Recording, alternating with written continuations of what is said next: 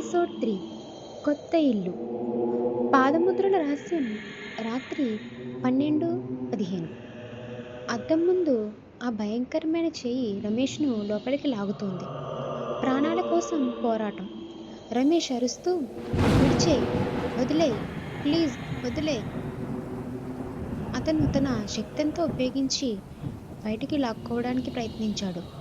ఆ మహిళ కళ్ళు మరింత ఎర్రగా మెరుస్తున్నాయి. ఆమె చల్లగా, ఇక్కడికి వచ్చిన వాళ్ళు తిరిగి వెళ్ళరు. రమేష్ కాలు జారింది. అతను నేలపై పడిపోయాడు. ఆ చెయ్యి ఒక్కసారిగా మాయమైపోయింది. అద్దం మళ్ళీ సాధారణంగా మారింది. ఊపిరి పీల్చుకున్న రమేష్ అతను గట్టిగా ఊపిరి పీల్చుకున్నాడు. చెమటలు పట్టాయి.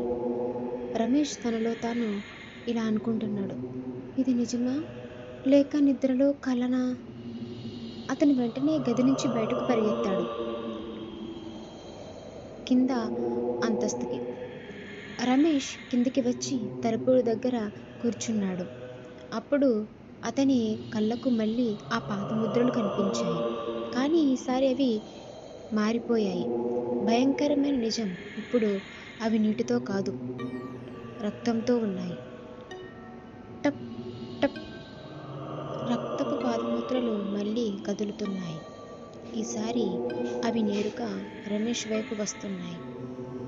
దగ్గర పడుతున్న భయం రమేష్కి వెనక్కి తిరిగాడు. రమేష్, లేదు, ఇది జరగదు.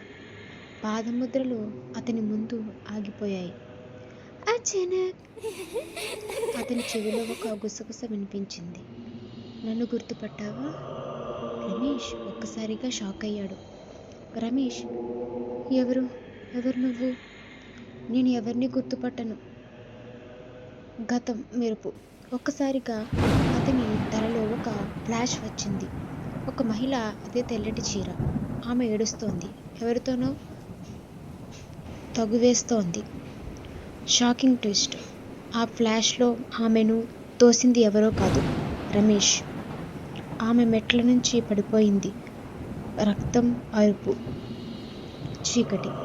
నిజం బయటపడుతోంది. రమేష్ గుండె ఆగినట్టయింది. రమేష్ భయంతో, అది నేను కాదు, అది నేను కాదు.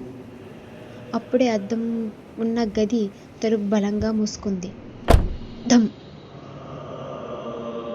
మళ్ళీ ఆ మహిళ నవ్వు వినిపించింది.